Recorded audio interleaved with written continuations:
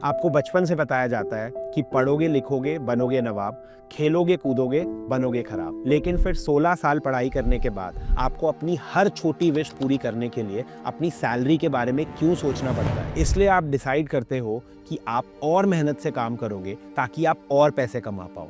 लेकिन बढ़ती महंगाई और पीयर प्रेशर की वजह से आप एक आईफोन क्रेडिट कार्ड पे ले लेते हो, घर होम लोन पे ले लेते हो और एक गाड़ी या बाइक ऑटो लोन पे ले लेते हो। इसलिए आपकी सैलरी आते ही लोन्स की ईएमआई पे करने में निकल जाती है एंड आपकी सेविंग्स जीरो हो जाती है। लेकिन फिर आप दोबारा सोचते हो कि अब आप और मेहनत करोगे ताकि आप और पैसे कमा पाओ और आपको पता भी नहीं चलता कैसे आप 21-22 साल के ग्रेजुएट से 40 साल के बुढ़े बन गए। डेली इस होप में कि आप एक दिन फाइनेंशियली फ्री होगे एंड अपनी लाइफ खुल के जियोगे। Nassim Taleb also says that there are two great addictions: heroin and a monthly salary.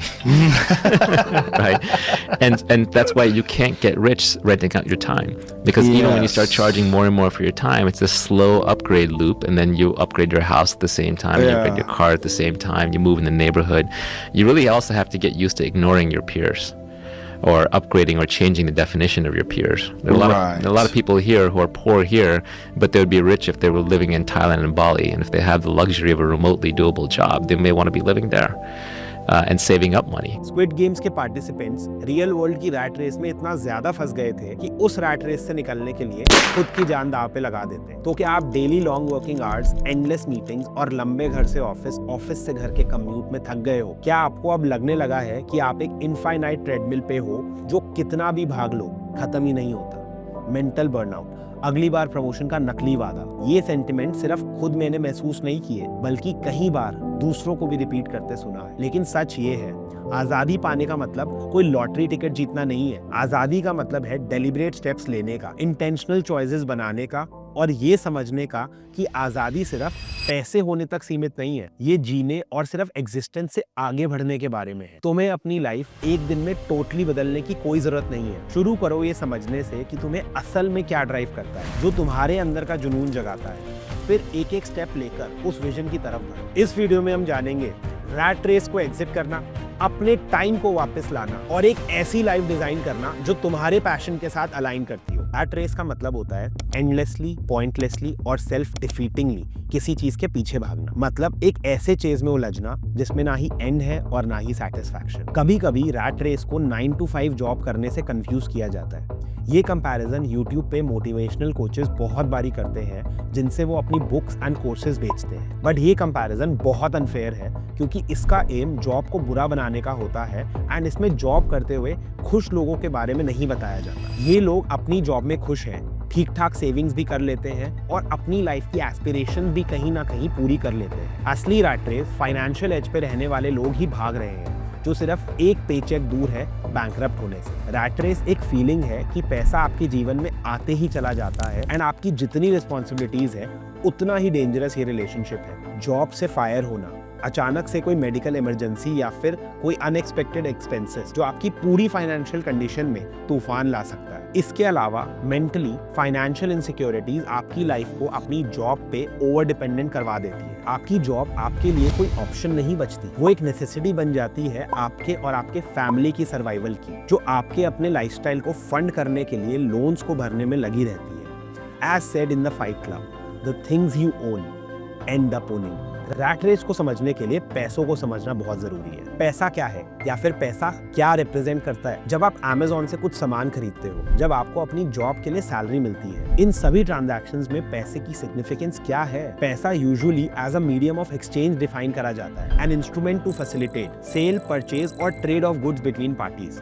But मुझे नहीं लगता कि ये डेफिनेशन पैसे का सही मीनिंग समझाती है। मेरे हिसाब से पैसा इक्वल्स वैल्यू। आप किसी को एक स्पेसिफिक अमाउंट ऑफ पैसे इसलिए देते हो क्योंकि आपके दिमाग में उस चीज की उतनी वैल्यू है। आज आप जितने भी पैसे कमा रहे हो वो डायरेक्टली प्रोपोर्शनल है आपकी वैल्यू क्रिएशन पे। इसलिए आपका सारा ध्यान खुद की मार्केट वैल्यू बढ़ाने में होना चाहिए। बट आप तो पैसे को सारी बुराई की जड़ मानते हो ना। आप किसी भी पैसे वाले को देख के यही सोचते हो कि इसने ये सारा पैसा कुछ गलत काम करके कमाया होगा या फिर इनका लक अच्छा होगा, इन्होंने किसी का गलत फायदा उठाया होगा। इसीलिए हम कभी खुद से ये नहीं पूछते कि इस पैसे को कमाने के लिए इस इंसान ने क्या वैल्यू जनरेट करी होगी। लेकिन वर्ल्ड में टोटल 3100 बिलियनर्स हैं जिसमें से 2000 बिलियनर्स सेल्फ मेड है। इसलिए ये क्लियर है आप अपने पैसों के साथ जो डिसीजन लेते हो वही डिटरमाइन करता है कि आप एक बिलियनियर बनोगे या फिर रैट रेस में शामिल होगे। कहने को तो आप बहुत मेहनती और समझदार हो, बट इंडियन एक्सप्रेस के सर्वे के अकॉर्डिंग 80% इंडियन एम्प्लॉइज की सैलरी मंथ एंड से पहले ही खत्म हो जाती है। And as per Times of India 75% Indians के पास इमरजेंसी फंड नहीं है। इमरजेंसी फंड वो पैसा होता है जो अनप्लान्ड एक्सपेंसेस के लिए अलग से सेव किया जाता है। As per Times of India अगर सडन ले ऑफ होता है तो 75% इंडियंस अपनी EMI नहीं पे कर पाएंगे एंड लोन्स के दलदल में हमेशा के लिए फंस जाएंगे। इसलिए जब आप पैसे को वैल्यू मानोगे और खुद की वैल्यू बढ़ाने पे फोकस करोगे,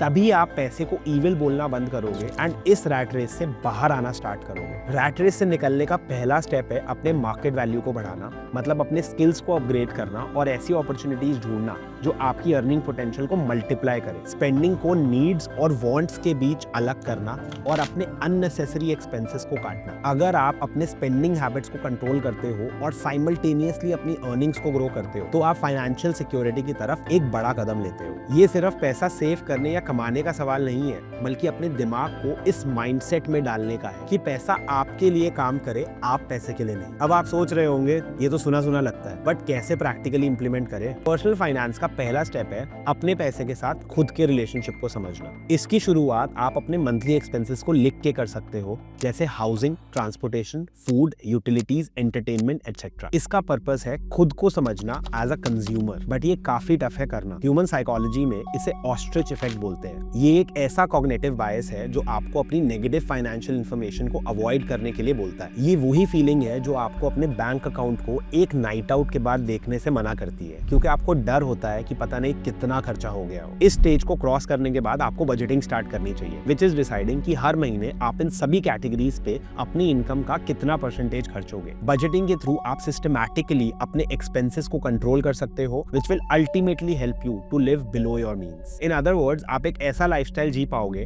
जिससे आपकी हर महीने सेविंग्स होने लगेंगी और आप ये पैसा किसी एसेट में इन्वेस्ट कर पाओगे। बट आपका इन्वेस्ट करने से पहले ज्यादा इंपॉर्टेंट है अपना और अपने फैमिली के लिए एक इमरजेंसी फंड क्रिएट करना, ताकि किसी भी सडन शॉक की वजह से आप 3 से 6 महीने इजीली सर्वाइव कर पाओ। इसलिए लिविंग बिलो योर मीन्स एक बहुत ही पावरफुल मैसेज है हम सबके लिए, क्योंकि हम और कोई तरीके से क्यों ही रहेंगे, हम क्यों ऐसा लाइफस्टाइल जिएंगे जो हम अफोर्ड ही नहीं कर सकते, जिसकी वजह से हम फाइनेंशियल एज पे लटके रहते हैं। मैं हम सबकी साइकोलॉजिकल बायसेस पे एक पूरी वीडियो बना सकता हूँ। ऑस्ट्रिच इफेक्ट के अलावा एक कंसेप्ट है हाइपरबोलिक डिस्काउंटिंग का, जो हम सबकी टेंडेंसी होती है, जो हमें शॉर्ट टर्म रिवॉर्ड लेने के लिए मोटिवेट करता है ओवर लॉन्ग टर्म रिवॉर्ड्स। जब आप एक न्यू मॉडल ऑफ शूज खरीदते हो instead of saving this money, या फिर सोशल प्रूफ जो आपको अपने आसपास के लोगों की वजह से एक फेक लाइफस्टाइल बनाने के लिए मोटिवेट करता है। आपका फ्रेंड एक डिजाइनर बैग लाया तो आप उससे भी अच्छा बैग खरीद लेते हो। आपके पड़ोसी ने एक नई मर्सिडीज ली तो आप भी एक मर्सिडीज लेने को प्लान करते हो। आप ये सब अननोइंगली दूसरों को इंप्रेस करने के लिए करते हो। आज की बस प्रॉब्लम यही है कि आप सिर्फ अपने फ्रेंड्स या पड़ोसियों को इंप्रेस नहीं कर रहे, आप सोशल मीडिया के थ्रू पूरी दुनिया को इंप्रेस करने में लगे हुए हो। हम माने ना या माने, हमें बहुत ज्यादा फर्क पड़ता है कि लोग हमारे बारे में क्या सोचते हैं। As per India Today, India की total credit card outstanding amount 2019 में 87,000 करोड़ रुपीस से बढ़ के 2023 में 2.7 लाख करोड़ रुपीस हो गई है। You will be shock to know कि इंडिया में 70% आईफोन्स EMI पे बिकते हैं। टू बी क्लियर, मैं ये नहीं बोल रहा कि महंगी चीजें खरीदना बुरी बात है।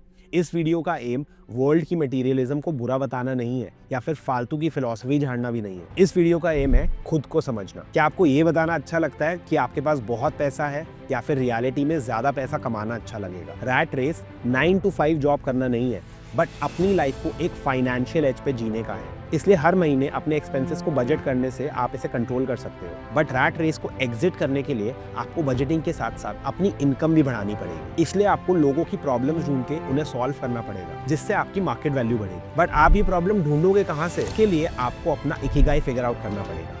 इकिगाई एक जापानीज कॉन्सेप्ट है जो लाइफ लॉन्ग हैप्पीनेस पे फोकस करता है एंड अपनी कॉलिंग ढूंढने के लिए मोटिवेट करता है। अच्छा पैसा कमाने के लिए आप फिगर आउट करो कि आप किस चीज में अच्छे हैं, या फिर लर्न करने की क्यूरियोसिटी रखते हैं। फिर चेक करो कि क्या वर्ल्ड को उसकी जरूरत है एंड क्या वो उस चीज के लिए आपको पे करेंगे। ये फिगर आउट करके खुद को अपस्किल करो, जो इजीली आज फ्री या फिर बहुत कम पैसों पे इंटरनेट में अवेलेबल है। ये जरूरी नहीं है कि बहुत सारे पैसे इन्वेस्ट करके एक बिजनेस सेटअप करने से ही आपकी अर्निंग्स बढ़ेगी। हर इंसान बिजनेस के लिए नहीं बना होता, और ना ही हर किसी को बिजनेस ट्राई करना चाहिए। First step is to realise कि आपकी अर्निंग पोटेंशियल सिर्फ आपकी 9 to 5 जॉब पे डिपेंडेंट नहीं होनी चाहिए। आपकी जब स्किल्स एनहांस होंगी तो मार्केट में आपकी परसीव्ड वैल्यू बढ़ेगी और आपको फ्रीलांस वर्क मिलना स्टार्ट होगा। पहले से ज्यादा पैसे कमा के अगर आप अपने लाइफस्टाइल को कांस्टेंट रखते हो तो जल्दी आपके पास एक बिजनेस में इन्वेस्ट करने के पैसे भी आ जाएंगे। इसी साइकिल को ईयर ऑन ईयर फॉलो करके आप फाइनेंशियली फ्री हो सकते हो एंड जीवन की रैट रेस से बाहर आ सकते हो। आई नो ये इतना आसान नहीं है जितना मैंने बताया, बट खुद पे काम तो आपको ही करना पड़ेगा। ये वीडियो उन लोगों के साथ शेयर करो जिन्हें इसकी जरूरत है।